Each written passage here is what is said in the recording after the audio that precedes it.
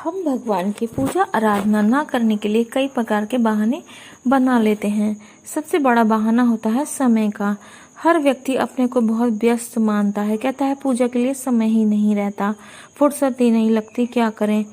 जबकि वास्तविकता यह है कि एक व्यक्ति 7 घंटे तक बिस्तर में रहता है, 8 घंटे काम करता है, 3 घंटे खान पान और चलने फिरने में लग जाते हैं, शेष 6 घंटे हम बातचीत, गपशप, निरर्थक चिंतन में व्यतीत करते हैं।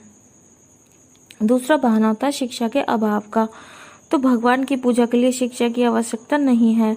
भगवान तो भाव से, प्रेम से और भक्त की आत्मविभोर लगन से प्रसन्न होते हैं। मीरा प्रेम दीवानी थी, कबीर के पास कोई डिग्री नहीं थी। भगवान तो भक्त की सच्ची भावना से प्रसन्न होते हैं। तीसरा बहाना होता है भगवान की पूजा के उपयुक्त साधनों के अभाव का। हमारे पास पूजा के उपयुक्त स्थान नहीं है, सामग्री नहीं है, व्यवस्था नहीं है और ना ही ज्ञान है। ये सब बहानेबाजी है। याद रखो, प्रभु सब समर्थ है, अपनी अखंड महिमा में स्थित है और अपने स्वरूपानंद से परिपूर्ण है। उन्हें किसी भी चीज की आवश्यकता नहीं है। वे करुणा के सागर हैं। भक्त की भावना और पुकार से द्रवित होते हैं, उनकी पूजा को स्वीकार करते हैं, किसी न किसी रूप में भक्त की मनोकामना पूर्ण करते हैं।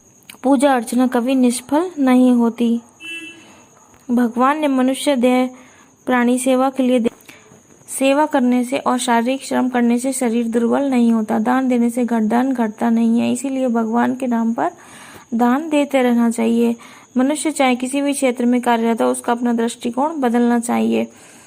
माना कि एक डॉक्टर अगर उनके पास मरीज आते हैं, मरीजों में यदि आत्मस्वरूप भगवान के दर्शन करके इलाज करते हैं तो वही भगवान की सेवा का उत्तम दृष्टांत है।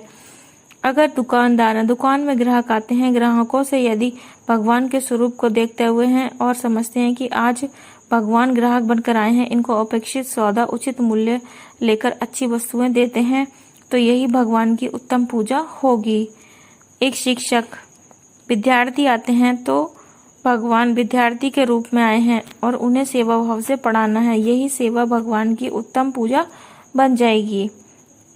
निष्कर्ष ये निकलता है कि मनुष्य के संपर्क में आने वाले प्रत्येक व्यक्ति में प्रभु को देखकर उसे यथा योग्य रूप में अपनी विशुद्ध पूजा समर्पित करनी चाहिए। ऐसा करने से सर्वात्म भाव उत्पन्न होता है, भगवान से विशुद्ध प्रेम के भाव जागृत होंगे, प्रभु से तादात्म्य स्थापित होगा।